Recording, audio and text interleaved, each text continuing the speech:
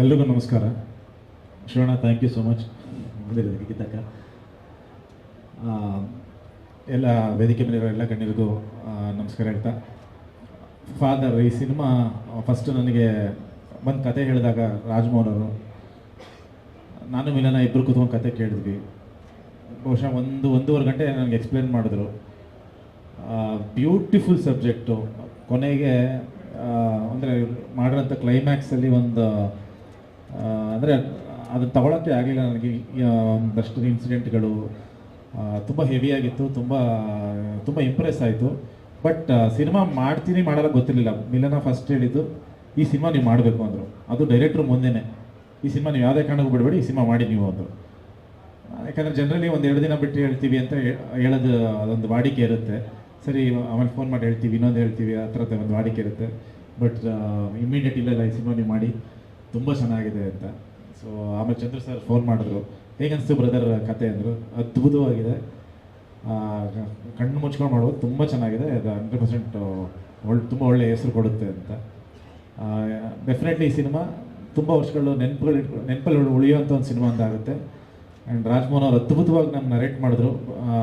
ಅವರು ಡೆಫಿನೆಟ್ಲಿ ಅದನ್ನು ಸ್ಕ್ರೀನ್ ಮೇಲೆ ತಂದೆ ತರ್ತಾರೆ. ಶಿವಣ್ಣ ಸರ್ ಆಗಲೇ ಹೇಳಿದ್ರು, ಅವ್ರಿಗೆ ತುಂಬ ದೊಡ್ಡ ಭವಿಷ್ಯ ಇದೆ ಅವ್ರಿಗೆ ಅಂತ. ಸೊ ನನಗೂ ಒಂದೇ ರೀಡಿಂಗಲ್ಲಿ ಭಾಳ ಇಂಪ್ರೆಸ್ ಮಾಡಿದ್ರು.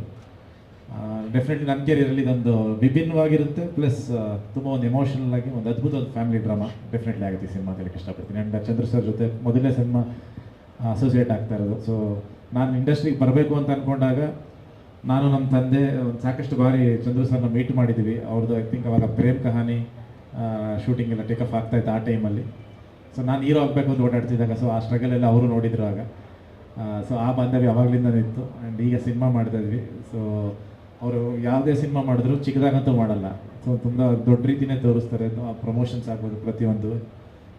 ಈ ಸಿನಿಮಾ ಅದೇ ರೀತಿ ಪ್ಯಾನ್ ಇಂಡಿಯಾ ಮಾಡ್ತಾಯಿದ್ದಾರೆ. ಸೊ ಪ್ಯಾನ್ ಇಂಡಿಯಾ ರೀಚ್ ಮಾಡ್ತಾಯಿದ್ದಾರೆ. ಸೊ ನಮ್ಮದು ಮೊದಲನೇ ಹೆಜ್ಜೆ ಈಗ ಪ್ಯಾನ್ ಇಂಡಿಯಾ ಚಂದ್ರ ಸರ್ ಕಡೆಯಿಂದ. ಆ್ಯಂಡ್ ಅಮೃತ ಅಯ್ಯಂಗಾರ್ ಈ ಸಿನಿಮಾದಲ್ಲಿ ನನ್ನ ಜೊತೆ ಮಾಡ್ತಾಯಿದ್ದಾರೆ. ಒಂದು ವಿಭಿನ್ನವಾದ ನಾವು ಆ್ಯಕ್ಚುಲಿ ಚಂದ್ರ ಸರ್ಗೆ ನಾನೇ ಹೇಳಿದೆ, ತುಂಬ ಫೋರ್ಸ್ ಮಾಡೋದಿಲ್ಲ, ಅಮೃತನೇ ಸೂಟ್ ಆಗೋದು ಇದಕ್ಕೆ, ತುಂಬ ಚೆನ್ನಾಗಿ ಸೂಟ್ ಆಗ್ತಾರೆ ಈ ಪಾತ್ರಕ್ಕೆ ಅಂತ. ಅದು ತೆರೆ ಮೇಲೆ ನೋಡಿದಾಗ ಗೊತ್ತಾಗುತ್ತೆ ಯಾಕೆ. ಸೊ ಇನ್ನು ಗೊತ್ತಿಲ್ಲ ಕತೆ ಬಗ್ಗೆ ಎಷ್ಟು ಬಿಟ್ಕೊಡ್ಬೋದು ಅಂತ. ನಾನು ಇಲ್ಲಿಗೆ ನಿಲ್ಲಿಸ್ತೀನಿ, ಜಾಸ್ತಿ ಹೇಳಿದ್ರೆ ಆಮೇಲೆ ಸ್ವಲ್ಪ ಕತೆ ಬಿಟ್ಕೊಟ್ರೆ ಕಷ್ಟ ಆಗುತ್ತೆ. ಥ್ಯಾಂಕ್ ಯು ಸೊ ಮಚ್ ಎಲ್ರಿಗೂ ಬಂದಿದ್ದಕ್ಕೆ. Thank you.